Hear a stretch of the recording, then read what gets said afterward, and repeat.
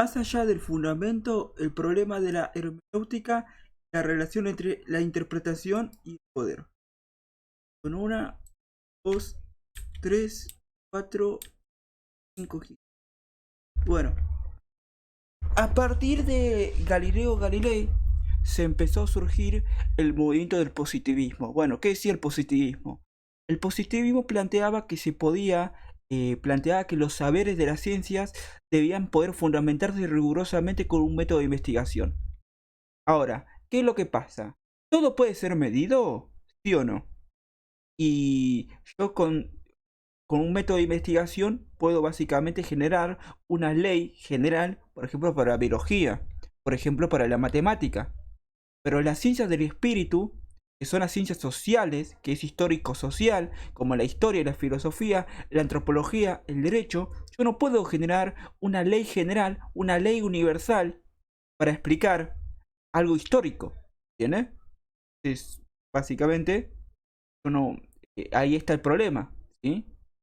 Entonces Dilthey estableció dos tipos de métodos, los cuales es, el primero es la explicación y el otro es la comprensión. Él dijo que las ciencias naturales intentan explicar los fenómenos naturales a partir de hipótesis y leyes universales. Ese sería el método de la explicación. Mientras que para fenómenos de las ciencias del espíritu, ¿sí? Es decir, con las ciencias sociales, hay que comprender lo que es la realidad humana histórica a partir de sus manifestaciones exteriores, ¿sí? Por ejemplo, las ciencias naturales podían explicar el por qué la manzana se me cae, una ley universal, una hipótesis que era la ley de la gravedad, ¿sí? En cambio, yo no puedo explicar un fenómeno histórico por una ley universal, sino que yo tengo que intentar comprender qué pasa en ese contexto que conllevó a ese hecho histórico, ¿sí? Por ejemplo, yo no puedo, ¿sí?, utilizar una ley general para explicar por qué los paraguayos se agarraron con guerra en la Triple Alianza contra Brasil, Argentina y Uruguay, ¿sí? No hay una ley universal para poder explicarlo.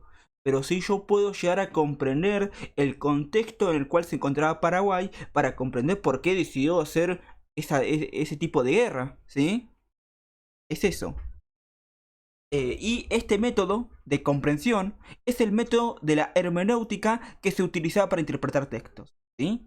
Entonces siempre que hablemos de un texto a nivel de ciencias sociales, a nivel de las ciencias del espíritu, que va a ser la historia, la filosofía, la antropología, el derecho y el arte, nosotros no vamos a intentar, ¿sí?, explicar con una hipótesis y ley universal como hace la ciencia moderna, sino que simplemente vamos a intentar comprender la realidad humana histórica a partir de sus manifestaciones exteriores, ¿sí? Es comprensión. Ahora, la ciencia moderna pretendía un objeto, un conocimiento objetivo. Este conocimiento objetivo, ¿cómo tenía que ser? Un conocimiento neutro, impersonal e universal. O sea, era conocer al objeto independientemente del sujeto. Es decir, lo que está diciendo acá es que va a conocer el objeto lo más objetivamente posible, sin que sin que existan sesgos, es decir, opiniones subjetivas del sujeto en el estudio del objeto, ¿sí? Y tiene que ser universal, se tiene que generar leyes universales que apliquen para el objeto que se está observando y para el resto de los objetos del mundo, ¿se entiende? Ahora, el texto le hace una crítica a esto. ¿Por qué? Porque dice que nosotros en realidad no podemos ser neutros o impersonales. Entonces no existe el conocimiento objetivo de por sí en la ciencia. ¿Por qué? Porque nosotros partimos, interpretamos absolutamente todo lo que conocemos a partir de un horizonte de sentido, que es el contexto que nos rodea, es nuestro contexto social, económico, cultural y político, ¿sí? Por ejemplo, ¿sí? Hay lugares donde ven a la vaca, ¿sí?, con un horizonte de sentido donde lo ven como un simple animal y lo crían para poder generar comida. Y hay otros lugares que a la vaca lo ven como un animal sagrado, ¿se entiende? Entonces, parten desde un horizonte de sentido diferente, ¿sí? Ahora, ¿qué es lo que nos determina a nosotros el contexto? El contexto depende del ejercicio del poder, de las relaciones del poder, ¿sí? Eh, Básicamente, el que tenga poder en la sociedad va a imponer su cosmovisión del mundo, sus valores, sus sentidos y sus tablas de valoración para el resto de la población, ¿sí? Por ejemplo, este es un padre, este es el hijo.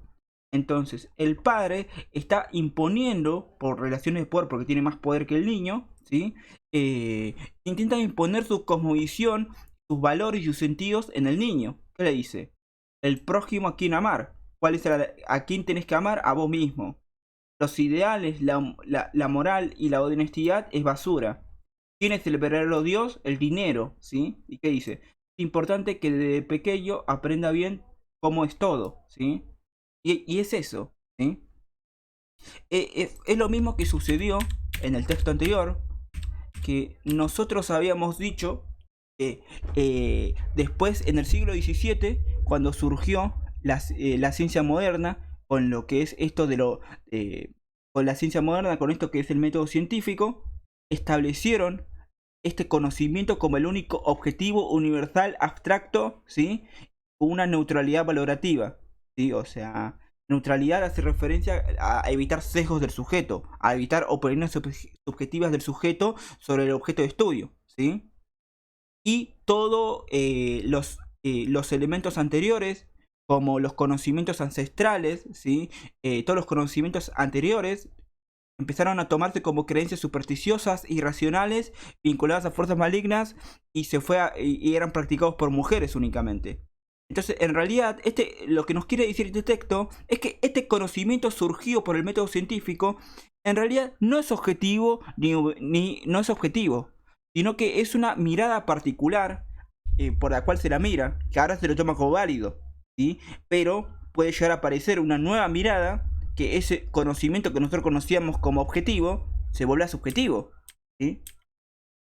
Y ese horizonte en el cual, ese horizonte de sentido en el cual vamos a ver ese horizonte de sentido con el cual vamos a interpretar de nueva manera al mundo o a los diferentes conceptos, me lo establecen las relaciones del poder, ¿sí? Entonces todos percibimos lo mismo por nuestros sentidos, pero lo significamos a partir de nuestra preconcepción, es decir, de este horizonte de sentido, ¿sí? Que nos da una precomprensión de las cosas, ¿sí? Entonces ningún conocimiento absoluto, no es posible ningún conocimiento absoluto, porque siempre partimos de un horizonte de sentido, ¿sí? Entonces es imposible generar un fundamento último o definitivo en ningún saber o ciencia, ¿sí? Por ejemplo, en el texto te citan a Friedrich Nietzsche, lo que dice es que la maldad como interpretación no tiene sentido en sí mismo, sino que hay una serie de poderes que le imponen sentidos y valores al concepto de la maldad, ¿sí? La maldad en Argentina puede ser visto de una manera a partir de un horizonte de sentido, y eso me lo estableció una relación de poder que era la sociedad, y en otra parte del mundo la maldad quizás no lo mismo, ¿sí? Quizás cosas que nosotros acá vemos como maldad, en otro lado del mundo quizás no es visto como maldad, ¿sí? Por ejemplo, para una sociedad es cruel comer vacas porque lo ven como un animal divino, mientras que acá en Argentina comemos vacas, ¿sí? Y eso es porque interpretamos las diferentes cosas que nos rodean a partir de un horizonte de sentido, que es una preconcepción de las cosas, ¿sí?